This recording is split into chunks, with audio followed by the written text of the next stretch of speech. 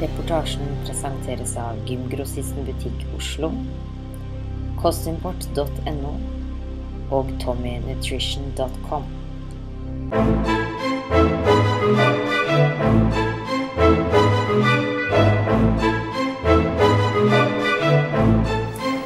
How is your bodybuilding life now after many years of competing?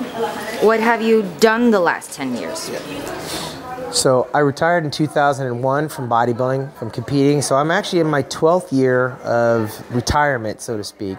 I still work out 3 days a week just for general fitness, but I like the role I'm in now, working in the media, writing for Muscular Development magazine, interviewing the athletes, emceeing shows like tonight here in Finland.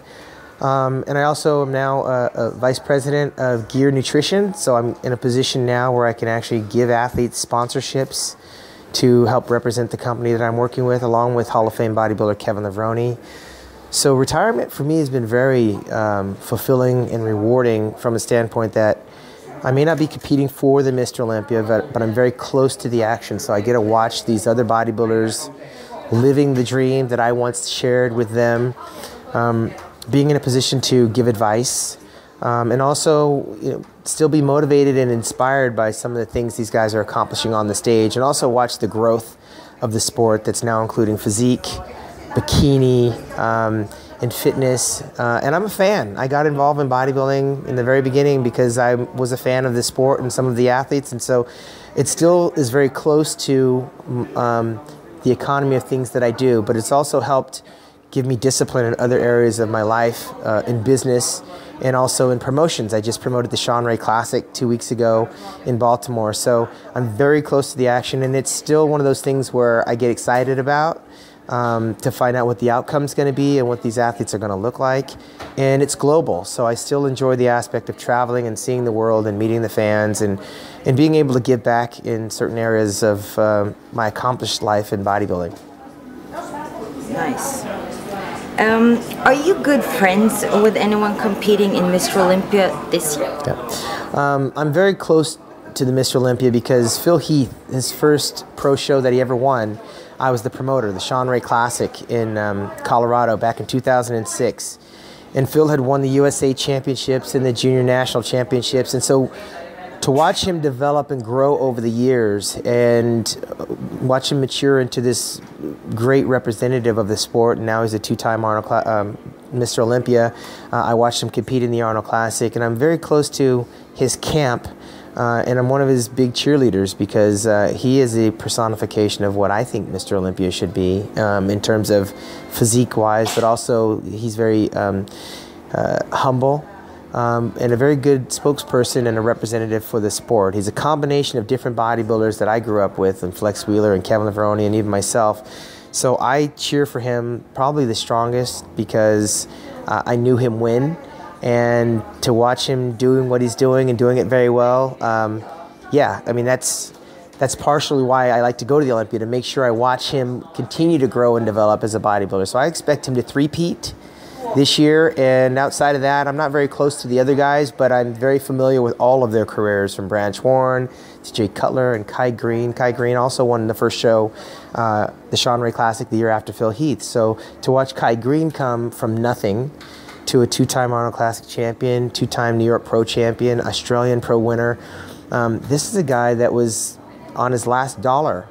He had no money in his pocket when he won my contest. So I feel very connected to those two guys, and those guys are the leading candidates to win the Olympia. So I'll be watching to see what happens with them. If you should compare Kai Greene to Phil Heath, what would you say about the physique? Yeah, it's apples and oranges with Kai Greene and Phil Heath. I mean, Phil Heath has a little bit more genetic advantage. Kai looks great in certain poses, whereas Phil looks great in all of his poses. On any given day, they could flip-flop if Phil comes in too heavy, because Kai Greene is a freak. But I got to still lean towards the genetic advantage, that the gift Phil Heath has. But I would love to see Kai Greene as a Mr. Olympia winner before his career is over. And what happened to Jay Cutler? Well, Jay Cutler, I think as a Mr. Olympia winner, he was a very fine representative during the time he was winning. But in the past 2 years, having the surgery on the arm and the 2 years away from the stage, the growth in his business, the deterioration of his marriage, I think there's a little bit more on Jay's plate to come back after 2 years and pick up where he left off at 40 years old. Whereas Phil Heath and Kai Greene have only gotten better, I think Jay's probably more in the refinement stage. And I just don't believe that being in the refinement stage at this stage of the game is going to help him surpass those two guys. They are hungry, they're younger, and they never took a break. If Jay Cutler can come back and pick up where he left off, he would be considered superhuman.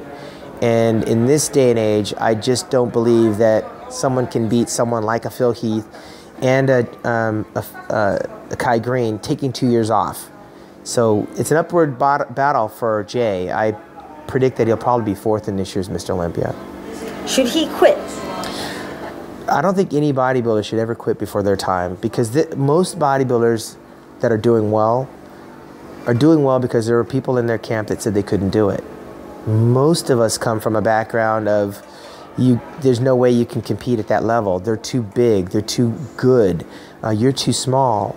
So that drives us in the gym. It makes us better athletes and more hungry bodybuilders. And all of the doubters, a lot of times you will find in a great champion that they drove and got their determination from people that told them what they couldn't do. So what Jay is doing at this stage, he probably never thought he was going to be doing at the age of 40. As a matter of fact, he said he would be retired by the age of 40. So to be still competing in the Mr. Olympia at that age is something that you have to respect, because I know that I got out at 36. There's no way I could have ever done it. Mad respect. And if he winds up in the top 5, I mean, Jay's been in the top 2 for 10 straight years. He's definitely a top 5 Olympian, and that's one of the top 5 physiques in the world. So if he can pull that off, absolutely you don't quit. You do what you're good at, and that puts food on the table. It's the grease on the chain that moves all the other parts in his business and helps, set him up for retirement. I mean, this is a sport where people have trouble making ends meet. And for a top 5 Olympian, a 4-time Olympia winner, Jay's absolutely doing what his life's work is all about. And so more power to him. Who will win Mr. Olympia this year? You think it's Phil Heath? Yeah, I think the year 2013 belongs to Phil Heath. I mean, Phil Heath is one of those bodybuilders that has to absolutely mess up. And if we look at his body of work, it's made up of small successes. Each year he's gotten better. Each year he's gotten bigger. And each year he seems to continue to make all the right moves. It's a replication of what Jay did when he won his 4 Olympia titles. While Ronnie Coleman won 8, there were years that he wasn't really at his best. Whereas Phil Heath still seems to be making progress towards being a better bodybuilder. So if he's better than he was last year, it's going to be very hard for him to lose this competition. In light of the fact that I think Kai Greene's pretty much peaked in terms of size. He would have to come in shredded beyond belief. Jay Cutler's coming back from an injury, and I think when you come back from an injury, it changes the way you train. It makes you more cautious. So I don't know that he's going to be a better bodybuilder. And these Mr. Olympia shows are won from the back, and Jay struggled from the back. Kai Greene struggles from the back. That's Phil's strong point. So I think Phil would have to do some really drastic changes that would take us off guard to lose. So outside of him doing what he normally does, I mean, this is Phil Heath and a walk away. What is the best memory of your career while competing? When I was competing in the Mr. Olympia, I think the best memory for me wasn't at the times where I got first runner-up. In hindsight, it probably takes me back to my first year, which happened to be my worst. I was 13th in my first Mr. Olympia contest, but like a lot of bodybuilders, I never thought I would be in the Mr. Olympia. So to be in the Mr. Olympia one day after my birthday, standing there with Lee Haney and Rich Gaspari and Lee Labrada and Barry DeMay, Samir Benu, Robbie Robinson, these were legendary bodybuilders that were in the magazines. Guys I never thought I would meet personally, let alone stand on stage with. That's a memory that never goes away. Your first time, it never goes away. And then, of course, I had the 12 straight consecutive top 5 finishes, but it's all a blur. It went so fast, and some of it became business for me that it took the fun out.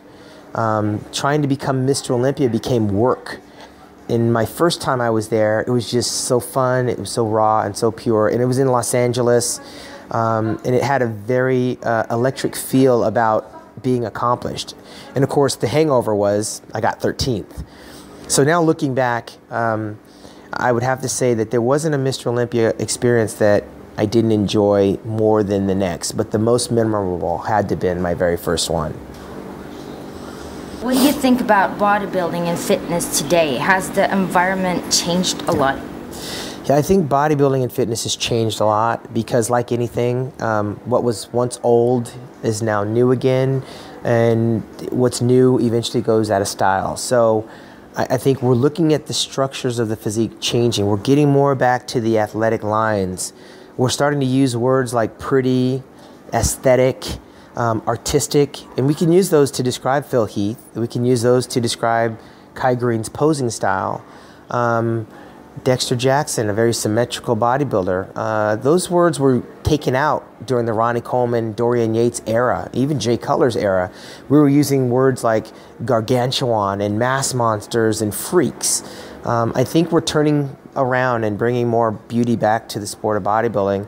And if we continue to reward physiques like, you know, Victor Martinez won the Toronto Pro Championships, Dexter won his 4th Arnold Classic and his 4th Australian Pro Championships. These are bodybuilders that are bringing the beauty back. And so to beat someone like that, you're going to have to probably bring in like a mass monster. And right now we have one coming from Iran in the form of Ramy. He won the New York Pro Championships. He's a 270-pound bodybuilder. He's big, he's freaky, but he's got a small waist. He'll make a big impact at this year's Mr. Olympia. But right now I still think when we look at Mr. Olympia, we can say he has a beautiful body. We look at 4-time Arnold Classic champion Dexter Jackson, we can say it's a pretty body. Those were words that were gone when I was competing. So I think we're going in the right direction with the inclusion of physique, with the pretty and beauty of bikini. Women's bodybuilding is dying on the vine. I think there's very few bodybuilders women that want to be women bodybuilders now, so it's kind of going the way of extinction. But we're also bringing in the physique competition. So we're finding that women are finding their way through various channels to still be an active part. And now we have men's physique, it's bodybuilding light. So you have a lot of people that are able to participate in that, and it's very fast growing globally that it can only get bigger. Men's physique is growing globally, but it will not replace men's bodybuilding. Who is your favorite bodybuilder of all times? I've always said when I got started in bodybuilding that I would love to be like Muhammad McAway. But then I realized Muhammad McAway is a very short, small bodybuilder who happened to be getting second place to Lee Haney and Samir Banu when I came in the game. And then along came a guy that was 6 foot, Bob Paris. In 1983, Bob Paris won the American Nationals and the Universe Championships and was a beautiful movie star, Greek god bodybuilder. And I thought, man, I would love to be like that. But he was 6 feet and he was white. And then came along Chris Dickerson, who was more along the same height and weight and color. And I thought that would be realistic for me. But he was 24 years older than I was. So what I realized in bodybuilding was there was a collection of different bodybuilders I wanted to be like. And in pursuing trying to be the best that I could be, I took a little bit of Muhammad McAway, a little bit of Bob Paris, a little bit of Chris Dickerson, a little bit of Lee Labrada, and I tried to roll them all into Shawn Ray. And as I got older, I made a place for myself to the point where people were saying I would love to look like Shawn Ray. And that's unique because there wasn't one influence that made me who I was. I copied and I emulated a lot of different great champions that were doing the business. And I think in my routines and in my physique, you'll find a little Muhammad McAway. You'll see a little bit of Chris Dickerson, and you can identify with Bob Paris and Lee Labrada. So I'm not just one individual. I'm a collection of great bodybuilders that actually never won the Mr. Olympia, but are all in the Bodybuilding Hall of Fame. Chris Dickerson out of the group is the only one to win the Mr. Olympia, but again, he was at the time the oldest winner at 42 years old, and at the end of his career. Whereas for myself, not knowing at the time I would never win the Mr. Olympia, I did wind up in the Hall of Fame just like them. And I owe a lot of gratitude to those guys because it was the beauty and the artistry of their physiques and their training and their ideologies about bodybuilding that helped shape who Shawn Ray became. Okay, last question. Okay. When are you coming back to Norway? Nice. Well, I've been to Norway a few times. In the late 90s, and I think the last time I was there was in 2002. I can't remember, it's all a blur, but it's been a while. So I'm long overdue, and the possibilities of coming to Norway are looking very good for 2014. I would love to come back and help educate some of the fans and see what the development of bodybuilding has become in Norway. So I know the first time I'll be in Europe will be in April in the spring. So if something is going on in the spring for me, I'll be close to Germany. Norway's not too far away. Maybe I can put that on my schedule. But I think there's a strong likelihood I'll be there in 2014. We are looking forward to that. Thank you. You're welcome. There